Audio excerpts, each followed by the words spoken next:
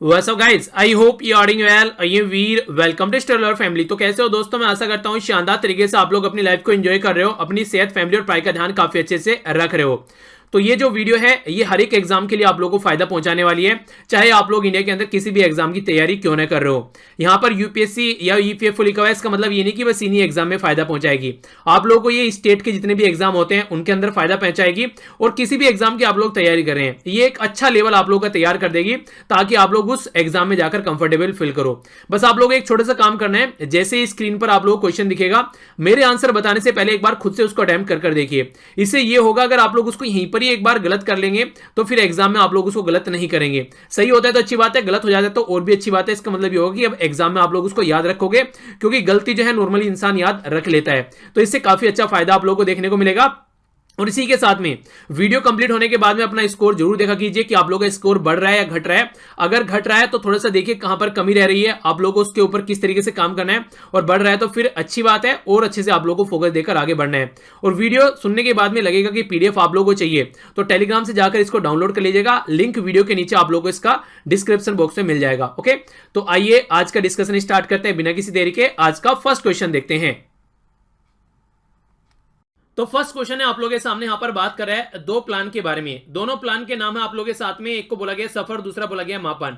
तो अगर आप लोगों को इनकी फुल फॉर्म नहीं पता है तो फिर आप लोग यहां पर कंफ्यूज हो सकते हैं। तो बोला जा रहा है कि ये किससे रिलेटेड है। यहां पर फर्स्ट में बोला गया यहाँ पर एयर क्वालिटी के रिलेटेड बात की जा रही है, वाटर प्योरिफिकेशन के बारे में बात की जा रही है। तीसरा बोला गया है यहाँ पर स्किल डेवलपमेंट के बारे में बात की जा रही है। चौथा बोला गया है स्पोर्ट डेवलपमेंट के बारे में बात की जा रही है। तो ए बी सी या फिर डी आंसर यहाँ पर क्या सही है? तो जो आंसर है इसके यहां पर ये है ए। अब जान लेते हैं इनके बारे में। ए कैसे है? सफर का नाम आप लोगों ने सुना है, कई बार आप लोगों को डिस्कस कर चुका हूं ये मैं। इसको बोलते हैं system of air quality and weather forecasting and research. पुराना हो गया टॉपिक यहां पर, लेकिन इस तरीके से आप लोगों से क्वेश्चन बनते हैं अगर कोई यहां पर रिलेटेड है एयर पोल्यूशन से या फिर किसी दूसरे पोल्यूशन के, जो कि सोसाइटी के ऊपर ज्यादा इंपैक्ट डालता है। दूसरी बात की जा रही है MAPAN के बारे में। MAPAN तो ये क्या है यहाँ पर? इसको बोलते हैं यहाँ पर modelling air pollution and networking. तो ये दोनों यहाँ पर एयर पोल्यूशन के बारे में बात करते हैं, ताकि क्या लेवल यहाँ पर एयर पोल्यूशन का हो चुका है उसको कंट्रोल किया जा सके, और जिस पर्टिकुलर एरिया में यहाँ पर खासकर ज्यादा पोल्यूशन है उसके लिए कोई नई पॉलिसी और प्रोग्राम बनाने में हेल्प करेंगे, अगर हम लोग को डेटा के बारे में पता होगा तो। आंसर ए हो गया। आगे बढ़ता हूं। नेक्स्ट क्वेश्चन आप लोगों के सामने यहां पर बात कर रहा है नेशनल इलेक्ट्रिसिटी फंड NEF के बारे में। कौन सा स्टेटमेंट सही है ये आप लोगों को बताना है। सबसे पहले बोला गया NEF एक इंटरेस्ट सब्सिडी स्कीम है, यानी कि जो इंटरेस्ट दिया जाता है उसमें सब्सिडी यहां पर दी जाएगी, तो प्रमोट करने के लिए, ताकि इन्वेस्टमेंट किया जा सके पावर का जो सेक्टर है, खासकर यानी कि हमारी कंट्री में जो पावर डिस्ट्रीब्यूशन कंपनी है उनके लिए यहां पर एक तरीके से आप लोग ये बोल सकते हैं। ये स्कीम जो है एप्लीकेबल होगी पूरी कंट्री में। ऑल द वर्क यहां पर जो भी किए जाएंगे एक्सेप्ट वर्क कवर किए जाते हैं जो RAPDRP प्रोजेक्ट के तहत, तो इसको छोड़कर और सारे प्रोजेक्ट यहां पर कवर किए जाएंगे। सही स्टेटमेंट क्या है? ए में बोला गया वन ओनली, बी में बोला गया टू ओनली, सी में बोला गया both one and two, D में बोला गया नाइदर वन नो टू। तो सही आंसर क्या है? ए बी सी या फिर डी। सही आंसर है यहां पर इसका सी, यानी कि दोनों ही स्टेटमेंट यहां पर सही है। तो सबसे पहले तो ये पता रखना आप लोगों को ये कैसी स्कीम है। ये एक तरीके से इंटरेस्ट सब्सिडी स्कीम है, यानी कि इंटरेस्ट के ऊपर सब्सिडी दी जाएगी पावर डिस्ट्रीब्यूशन सेक्टर के अंदर में, पहली बात। दूसरी बात जो यहां पर की जा रही है, ये यहां पर सारे प्रोजेक्ट कवर किए जाएंगे छोड़कर RAPDRP के बारे में। तो ये रीस्ट्रक्चर एक्सेलरेटेड पावर डिस्ट्रीब्यूशन, और एक तरीके से आप लोग यहां पर जो बात की जा रही है पूरा हमारी कंट्री में जिस तरीके से डेवलपमेंट करना है इस पर्टिकुलर फील्ड में, या फिर कोई रिफॉर्म करना है तो उसके बारे में बात की जा रही है। तो restructure power distribution power development and reform programme, तो ये इसकी फुल फॉर्म है। तो इसको छोड़कर जो भी प्रॉपर सारे प्रोजेक्ट है वो इसके अंदर कवर किए जाएंगे। ओके, आंसर सी हो गया। आगे चलते हैं। नेक्स्ट क्वेश्चन आप लोगों के सामने यहां पर बात करा है एक ऑटोमोबाइल कंपनी के बारे में। बहुत बात की जा रही है किसके द्वारा, अभी यहां पर बात की गई है कि ये अवार्ड किया जाएगा यहाँ पर सर्टिफिकेट, खासकर अप्रिशिएट करने के लिए advancement of the government industrial training के लिए। तो कौन यहां पर है? जो कि यहां पर देखने को मिलता है ऑडी, BMW या फिर वॉल्क्सवैगन या फिर टोयोटा। ठीक है, तो इन कंपनी के नाम है, आप लोगों को सही आंसर बताना है ए बी सी या फिर डी। तो किसको ये अवार्ड यहां पर दिया गया है? तो ये अवार्ड यहां पर दिया गया है वॉल्क्सवैगन को। ठीक है ना, तो इसके बारे में आप लोग याद रखिएगा। रिसेंटली ये काफी न्यूज में भी थी ये कंपनी, क्योंकि इसके द्वारा जो गाड़ियां बनाई गई थी उनमें थोड़ी प्रॉब्लम देखने को मिली थी। तो इस कंपनी के बारे में आप लोग आइडिया रख सकते हैं। ओके, अच्छा, किस कंट्री की है ये कंपनी, इसके बारे में आप लोग थोड़ा जाकर सर्च कीजिएगा। आगे चलता हूं। इंपॉर्टेंट क्वेश्चन है, कुछ माइन्यूट इन्फॉर्मेशन भी आप लोगों से कई बार पूछ ली जाती है। बात की जा रही है कॉर्पोरेट सोशल रेस्पॉन्सिबिलिटी के बारे में, जिसको आप लोग सीएसआर बोलते हैं। कॉर्पोरेट सोशल रेस्पॉन्सिबिलिटी एक तरीके से यहाँ पर जो कॉर्पोरेट यानी कि कंपनी है उनका समाज के लिए एक उत्तरदायित्व रहता है, उसके बारे में बात की जा रही है। सबसे पहले बात की जा रही है यहाँ पर कौन सी स्टेटमेंट करेक्ट है। कंपनी एक्ट 2013 लैंडमार्क लेजिस्लेशन था, जिसके तहत फर्स्ट कंट्री बन गई हमारी कंट्री। मैंडेटरी कर दिया गया यहाँ पर एक पर्टिकुलर एक क्वांटिटी जिसमें कॉर्पोरेट सोशल रेस्पॉन्सिबिलिटी में खर्च की जाएगी। यानी कि अगर किसी पर्टिकुलर एरिया में कोई कंपनी है तो वो अपनी रेस्पॉन्सिबिलिटी मानेगी कि यहाँ पर जनता के फायदे के बारे में कुछ करना है, क्योंकि वहां से पानी यूज करेंगे, रिसोर्सेज यूज करेंगे पर्टिकुलर लोकल एरिया से, तो इसलिए यहाँ पर उसकी रेस्पॉन्सिबिलिटी रहेगी लोकल एरिया के लिए। दूसरी स्टेटमेंट में बोला गया कि कॉर्पोरेट सोशल रेस्पॉन्सिबिलिटी जो है ये मेंशन किया गया सेक्शन 125 कंपनी एक्ट 2013 के अंदर। तो कौन सी स्टेटमेंट करेक्ट है। ए में बोला गया ओनली वन, बी में बोला गया ओनली टी, सी में बोला गया बोथ 1 and 2, डी में बोला गया नाइदर 1 nor 2। आंसर क्या सही है, A B C F D सही आंसर है यहाँ पर इसका। ये फर्स्ट स्टेटमेंट सही है। 2013 में कंपनी एक्ट आया, उसमें बोला गया कि हाँ ऐसा कुछ होना चाहिए, और हमारी कंट्री पहली कंट्री ऐसी बन गई।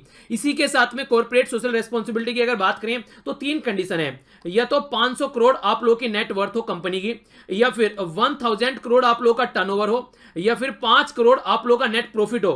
तो आप लोगों को पूरे लास्ट 3 ईयर का एवरेज निकालकर 2% प्रॉफिट का यहां पर आप लोगों को ऐसे ये कॉर्पोरेट सोशल रेस्पॉन्सिबिलिटी में लगाना पड़ेगा। ठीक है, तो ये आप लोग याद रखिएगा। आज की डेट में अगर आप लोगों से कोई पूछे गवर्नमेंट ज्यादा कंपनी यहां पर काम कर रही है, फिर प्राइवेट कंपनी ज्यादा यहां पर कॉर्पोरेट सोशल रेस्पॉन्सिबिलिटी में दे रही है, तो प्राइवेट कंपनी काफी कम दे रही है। ज्यादातर जो गवर्नमेंट कंपनी है वो ह्यूज इन्वेस्टमेंट यहां पर कर पा रही है। ठीक है, तो यानी कि प्राइवेट कंपनी को भी यहां पर इसके अंदर ढंग से काम करने के लिए एक तरीके से लाने की कोशिश की जाती है। आंसर ये है। आगे बढ़ते हैं। नेक्स्ट क्वेश्चन यहाँ पर नीति आयोग के बारे में। नीति आयोग कई सारे रीजन की वजह से न्यूज में रहता है, तो इसके बारे में आप लोग आइडिया रख सकते हैं कौन सी स्टेटमेंट करेक्ट है नीति आयोग के बारे में, ये आप लोगों को बताना है। नीति आयोग यहाँ पर एक कॉन्स्टिट्यूशनल बॉडी है जो कि हमारी कंट्री में लॉन्ग टर्म पॉलिसी और प्रोग्राम को इंप्लीमेंट करने के लिए यहाँ पर खासकर ये एक तरीके से ये हेल्प प्रोवाइड कराती है।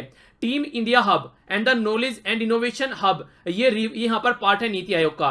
टीम इंडिया हब यहाँ पर नीति आयोग का थिंक टैंक कैपेबिलिटी है जो कि यहाँ पर काम करता है। करेक्ट स्टेटमेंट बतानी है। ए में बोला गया 1 and 3, बी में बोला गया 2 ओनली, सी में बोला गया 1 and 2, डी में बोला गया 2 and 3। सही आंसर क्या है, A B C F D.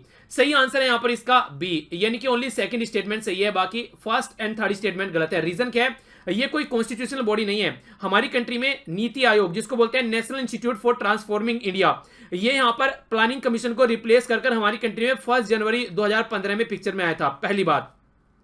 दूसरी बात, यहाँ पर ये एक एक्स्ट्रा कॉन्स्टिट्यूशनल बॉडी है, ये एक नॉन स्टैट्यूटरी बॉडी है और ये एक एडवाइजरी बॉडी है। एक्स्ट्रा कॉन्स्टिट्यूशनल यानी कि संविधान में इसके बारे में नहीं लिखा हुआ है। नॉन स्टैट्यूटरी यानी कोई लॉ पास कर इसको नहीं बनाया गया, एग्जीक्यूटिव ऑर्डर से बनाया गया हमारी कंट्री में कैबिनेट के द्वारा। तो ये इंपॉर्टेंट है, याद रखिएगा। पहली स्टेटमेंट गलत हो गई। ये कोई थिंक टैंक नहीं है, यहाँ पर जो टीम इंडिया हब है ये कोई थिंक टैंक नहीं है। ये रिलेशनशिप खासकर राज्य और सेंट्रल गवर्नमेंट के क्या इंगेजमेंट हो सकती है उसके लिए यहाँ पर काम करता है। नीति आयोग थिंक टैंक है यहाँ पर, ये टीम इंडिया इसका एक पार्ट, ये टीम इंडिया हब इसका एक पार्ट है। ठीक है, तो आंसर क्या हो गया यहाँ पर, सही आंसर हो गया इसका बी सही। आगे चलते हैं। इंपॉर्टेंट क्वेश्चन है डेटा लोकलाइजेशन के बारे में और काफी न्यूज में भी था, इसके बारे में बात करते हैं। पहले क्वेश्चन आप लोग देख लीजिए। डेटा लोकलाइजेशन बोला जा रहा है डेटा यहां पर होना चाहिए with in the border of specific country और ओनली गवर्नमेंट यहां पर उसको एक्सेस कर सके, इसको बोलते हैं डेटा लोकलाइजेशन। दूसरा बोला जा रहा है बीएन श्रीकृष्णन कमेटी के द्वारा रिकमेंड किया गया था डेटा लोकलाइजेशन। तो कौन सी स्टेटमेंट यहां पर करेक्ट है ये आप लोगों को बताना है। ए में बोला गया 1 ओनली, बी में बोला गया 2 ओनली, सी में बोला गया बोथ 1 and 2, डी में बोला गया नन। सही आंसर क्या है, A B C F D. सही आंसर आप लोग यहां पर देखने को मिलेगा इसका बी, यानी कि सेकंड स्टेटमेंट सही है। बीएन श्रीकृष्णन कमेटी के द्वारा बोला गया कि डेटा लोकलाइजेशन होना चाहिए, यानी कि डेटा का स्थानीयकरण होना चाहिए, ये इस कमेटी के द्वारा बोला गया। डेटा लोकलाइजेशन का मतलब होता है कि मान लीजिए हमारी कंट्री है तो इस कंट्री की बाउंड्री के बाहर हमारा डेटा नहीं जाएगा। हमारी कंट्री के जो फेसबुक अकाउंट है, व्हाट्सएप अकाउंट है या फिर कोई दूसरे आप लोग देखने को मिलेगा, कोई बाहर का बैंक हमारी कंट्री में अगर काम कर रहा है उसमें जो अकाउंट है, कोई भी डेटा हमारी कंट्री की बाउंड्री के बाहर नहीं जाना चाहिए। ये यहाँ पर आरबीआई के द्वारा बोला गया, इसके लिए कमेटी बनानी है, तो बीएन श्रीकृष्णन कमेटी के द्वारा ये सारी बातें बोलेगी। पर लेकिन ऐसा नहीं है कि यहाँ पर बस गवर्नमेंट इसको एक्सेस करेगी, ऐसा नहीं है। गवर्नमेंट एक्सेस करेगी, कंपनी भी एक्सेस करेगी, जिसको रिक्वायरमेंट होगा उसके लिए एक्सेस कर सकता है वो, पर लेकिन हमारी कंट्री के अंदर ही डेटा रहेगा। तो ये यहां पर फर्स्ट स्टेटमेंट इसका सही है, आधा पार्ट यहां पर सही है और आधा पार्ट गलत है, और सेकंड स्टेटमेंट पूरी सही है। तो आंसर बी हो गया। आगे बढ़ते हैं। नेक्स्ट क्वेश्चन यहां पर बात करता है इन्वायरमेंट के बारे में। बात की जा रही है फॉरेस्ट लैंडस्केप रिस्टोरेशन, यानी कि पर्टिकुलर एरिया में आप लोगों को फॉरेस्ट रिस्टोर करना है एक पर्टिकुलर एरिया में और उसको बढ़ाना है, खासकर किस लेवल पर, उसके बारे में बात की जा रही है। कौन सी स्टेटमेंट करेक्ट है? फॉरेस्ट लैंडस्केप रिस्टोरेशन FLR बोला गया है। ऑनगोइंग प्रोसीजर है रीगेन करने के लिए इकोलॉजिकल जो फंक्शनैलिटीज होती हैं, इसी के साथ में इनहेंस किया जाएगा यहां पर जो ह्यूमन वेलबींग है ये अक्रॉस द डिफॉरेस्टेड और द डिग्रेडेड फॉरेस्ट लैंडस्केप में। पहली स्टेटमेंट है। दूसरी स्टेटमेंट बोला गया FLR इंक्लूड करता है यहां पर planting new tree, agro forestry और यहां पर मैनेजिंग द नेचुरल रीजनरेशन। ठीक है, तो कौन सी स्टेटमेंट करेक्ट है? ए में बोला गया वन ओनली, बी में बोला गया टू ओनली, सी में बोला गया बोथ 1 and 2, डी बोला गया none of the above. A B C F D सही आंसर यहां पर क्या है? सही आंसर है यहां पर इसका सी, यानी कि दोनों ही स्टेटमेंट सही है।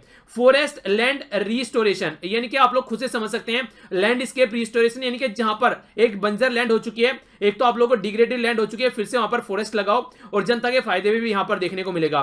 दूसरा, नए पौधे लगाओ, एग्रो फॉरेस्ट्री, कोई ऐसा काम करो जो कि एग्रीकल्चर के पॉइंट ऑफ व्यू से भी कृषि वनी की आप लोग बोल सकते हैं। कुछ दिनों पहले आप लोगों ने सुना होगा बहुत सारे लोगों के द्वारा पॉपुलर के ट्री लगाए गए खेतों में कि हाँ ये बेचे जाएंगे, बहुत सारा वो देखने को मिलेगा। तो ये सारे इसी के तहत यहां पर ये आप लोग इनको बोल सकते हैं। तो बेसिक पर्पज ये कैसे मैनेज कर सकते हैं, खासकर वाइल्ड लाइफ जो जिनके घर खत्म होते जा रहे हैं उनको भी फायदा देखने को मिलेगा, यानी कि जो जानवर जीव जंतु रहते हैं फॉरेस्ट के अंदर में, तो काफी फायदेमंद है। आंसर सी है। आगे चलते हैं। नेक्स्ट क्वेश्चन यहां पर बात की जा रही है बोन चैलेंज के बारे में और बोला गया है इनकरेक्ट स्टेटमेंट आप लोगों को बतानी है। तो मैं पहले ही बोलता हूं आप लोगों को पूरा फोकस आप लोगों को यहां होना चाहिए कि इनकरेक्ट पूछा गया है, करेक्ट, वरना क्वेश्चन पढ़ने के बाद भी आप लोग क्वेश्चन सही नहीं कर पाएंगे। बोन चैलेंज यहां पर ओनली ग्लोबल एफर्ट है ब्रिंग करने के लिए डिफॉरेस्टेशन और डिग्रेडेड लैंड को रिस्टोर करने के लिए, यानी कि जहां से पेड़ पौधे काटे जा चुके हैं और लैंड खराब हो चुकी है उसको रिस्टोर करने का एक ओनली ग्लोबल लेवल का यहां पर एफर्ट है, एक प्रयास है। लॉन्च किया गया 2011 में यहां पर जर्मनी के द्वारा, इसके साथ में UNEP के द्वारा मिलकर, यूनाइटेड नेशन इन्वायरमेंट प्रोग्राम इसको बोलते हैं। इंडिया के द्वारा ज्वाइन किया गया बोन चैलेंज यहां पर ब्रिंग करने के लिए रिस्टोर डिग्रेडेड लैंड जो है यहां पर 2020 तक। इनकरेक्ट बताना है कौन सा है। ए में बोला गया 1 and 2, बी में बोला गया 3, सी में बोला गया 1 and 3, डी में बोला गया 2 and 3। आंसर कौन सा है यहां पर? A B C F D. Answer है यहां पर ए, यानी कि फर्स्ट और सेकंड स्टेटमेंट गलत है, थर्ड स्टेटमेंट सही है। एक एक कर देख लेते हैं। बोन चैलेंज जो बेसिकली यहां पर आप लोगों को देखने को मिलता है, यहां पर ये जो बात की जा रही है ओनली, तो ओनली नहीं है, और भी बहुत सारे ऐसे आप लोगों को पता चलेगा ग्लोबल लेवल पे प्रोग्राम चलाए जाते हैं जो कि यहां पर पर्टिकुलर एरिया को रिस्टोर करने के बारे में, इन्वायरमेंट के बारे में बहुत सारे ऐसे प्रोग्राम है। तो ये एक ओनली प्रोग्राम नहीं है, ये वन ऑफ प्रोग्राम है। ठीक है, 2011 में यहां पर ये जर्मनी के साथ में UNEP united nation environment programme नहीं था, यहां पर IUCN था, IUCN। ठीक है ना, तो जर्मनी, यहां पर जर्मनी तो सही है पर लेकिन UNEP की जगह IUCN है, और ये वही IUCN है जो कि रेड लिस्ट जारी करता है जिसको international union for conservation of nature आप लोग बोलते हैं। तो ये स्टेटमेंट गलत हो गई। इंडिया का चैलेंज सही है, यहां पर इंडिया चाहता है कि डिग्रेडेड लैंड को यहां पर कंट्रोल किया जा सके। बोन जो जर्मनी के अंदर एक सिटी है उसके नाम पर इसका नाम रखा गया है। टारगेट ये है बोन चैलेंज का ऑल ओवर वर्ल्ड में 150 मिलियन हेक्टेयर लैंड को यहां पर रिस्टोर किया जाए 2020 तक। इंपॉर्टेंट है, याद रखेगा, 150 मिलियन हेक्टेयर लैंड को रिस्टोर किया जाए 2020 तक और 350 मिलियन जो हेक्टेयर लैंड है उसको 2030 तक। तो ये दो इंपॉर्टेंट पॉइंट है जिसके बारे में आप लोग याद रखेगा, डायरेक्ट क्वेश्चन बन सकता है। इंपॉर्टेंट क्वेश्चन है, एक मैप बेस्ड क्वेश्चन आप लोगों के सामने। यहां पर ये बात की जा रही है इजराइल के बॉर्डर के बारे में। इजराइल किसके साथ में अपना बॉर्डर टच करता है? Lebanon, Syria, Saudi Arabia, Egypt या फिर जॉर्डन। ए में बोला गया 1, 2 and 5, बी में बोला गया 2, 3 and 5, सी में बोला गया 1 and 5, डी में बोला गया 1, 2, 4 and 5। सही आंसर क्या है? ए बी सी या फिर डी। तो सही आंसर यहां पर देख लेते हैं, मैप में आप लोग समझ जाएंगे।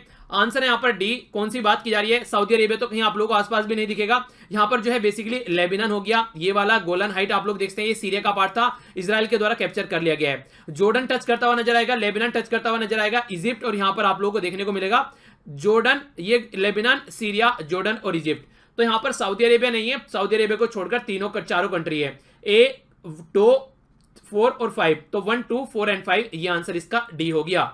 लास्ट क्वेश्चन, इंपॉर्टेंट क्वेश्चन आप लोगों के सामने। यहां पर कुछ टर्म के बारे में बात कर रहे हैं। टर्म का नाम क्या है? यहां पर अंबर बॉक्स, ब्लू बॉक्स और ग्रीन बॉक्स। ये कई बार आप लोगों को न्यूज में देखने को मिलते हैं। तो ये किससे रिलेटेड है? बात की जा रही है WTO अफेयर से रिलेटेड, सार्क अफेयर से रिलेटेड, जो यहां पर UNFCCC है उसके अफेयर से रिलेटेड है, इंडिया यूरोपियन यूनियन नेगोशिएशन खासकर फ्री ट्रेड एग्रीमेंट इससे रिलेटेड है। A B C F D, कौन सा आंसर सही है? आंसर सही है यहाँ पर डब्ल्यूटीओ, जिसको बोलते हैं World Trade Organization. Amber box, blue box और ग्रीन बॉक्स, ये बेसिकली एक तरीके की सब्सिडी प्रोवाइड कराई जाती है। मान लीजिए हमारी कंट्री में कोई प्रोडक्ट है तो उसको आप लोग सब्सिडी प्रोवाइड कराएं, छूट प्रोवाइड कराएं हमारे किसानों को कि बीज फ्री दिए जाएंगे, फर्टिलाइजर फ्री दिया जाएगा। तो इस तरीके से जो कंट्री यहां पर किसानों को सब्सिडी प्रोवाइड करा रही है, तो फिर किसानों का जो प्रोडक्ट है, एक तरीके से किसानों का इनपुट कम हो गया क्योंकि गवर्नमेंट छूट दे रही है। तो अगर कोई प्रोडक्ट सस्ते दाम में भी मार्केट में बेचा जाता है तो उससे क्या रहेगा, उससे ये रहेगा कि कहीं ना कहीं किसानों पर बर्डन नहीं पड़ेगा।